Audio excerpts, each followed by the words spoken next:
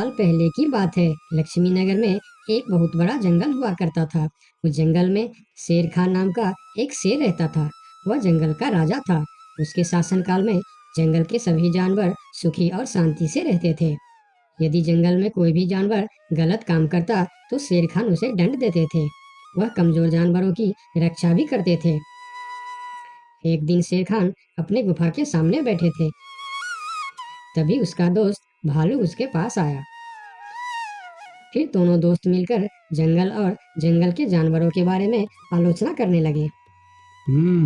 मैं इस जंगल का सबसे शक्तिशाली जानवर हूँ। मेरे सामने जंगल का कोई भी जानवर टिक नहीं सकता। क्या कहते हो भालू भाई? ये तो तुमने बिल्कुल ठीक कहा, लेकिन हाथी के सामने तुम बिल्कुल चूहे जैसे दिखते हो। क्या ठीक कहा ना मैंने, शेर खान? भालू की बात सुनकर शेर खान बहुत क्रोधित हो गए। भालू, तुम्हारी हिम्मत कैसे हुई मेरे बारे में इस तरह की बातें करने की? तुम्हें पता है तुम किसके सामने बात कर रहे हो? मैं इस जंगल का राजा हूँ।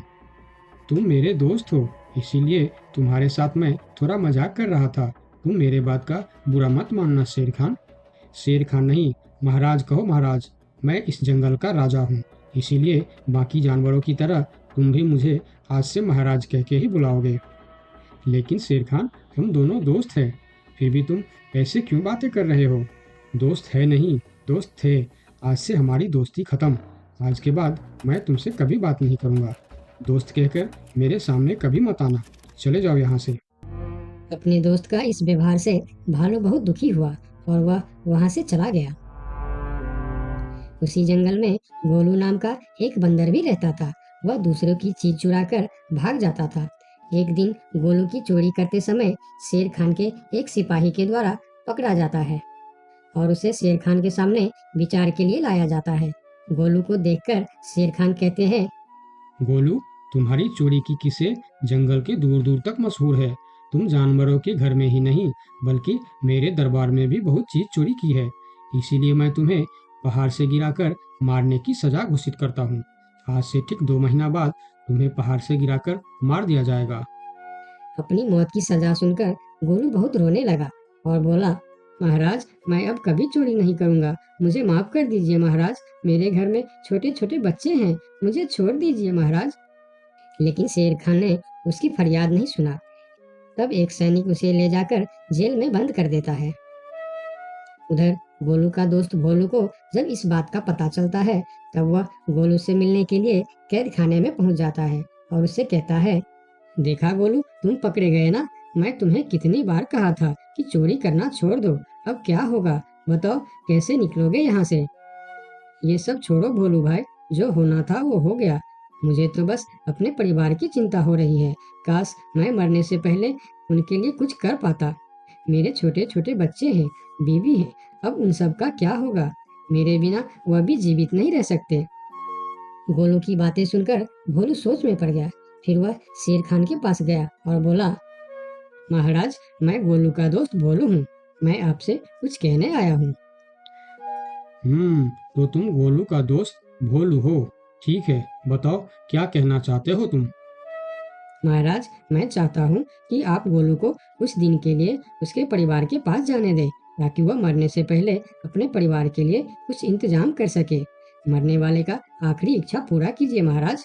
आप एक बार उसके परिवार के बारे में भी सोचिए। गोलू ने जो किया उसमें उसकी परिवार की क्या गलती है? अगर आप उसे कुछ दिन के लिए अपने परिवार के पास रहने दोगे तो शायद उसका परिवार बच जाएगा। मैं इस बारे में तुम्हारी कोई मदद नहीं कर सकता। अगर अपने परिवार से मिलने के बहाने गोलू भाग गया तो मैं किसको सजा दूंगा? शेर खान की बात सुनकर भोलू थोड़ा सोच में पड़ गया। फिर बोला, तो ठीक है महाराज, आप गोलू को छोड़ दीजिए। जब तक गोलू वापस नहीं आ जाता मैं उसकी जगह कैद खाने में रहूंगा। और अगर वह कभी वापस नहीं आया तो क्या तुम उसके हिस्से की मौत की सजा भी लोगे? थोड़ा सोच कर बताओ। हाँ महाराज, मैं इसके लिए भी तैयार हूँ। भोलू की बात मानकर शेर खान ने गोलू को कैद से निकालकर भोलू को कैद खाने में डलवा दिया। तब बाहर निकलकर गोलू ने भोलू को बोला, दोस्त, तुम चिंता मत करना। मैं समय से पहले ही वापस आ जाऊंगा। ऐसा कहकर गोलू वहां से चला गया और भोलू गोलू की जगह कैद खाने में रहने लगा। इस तरह बहुत दिन बीत गया। लेकिन गोलू वापस नहीं आया। तब एक दिन शेर खान भोलू के पास आया। देखा बंदर, मैंने कहा था ना, गोलू वापस नहीं आएगा।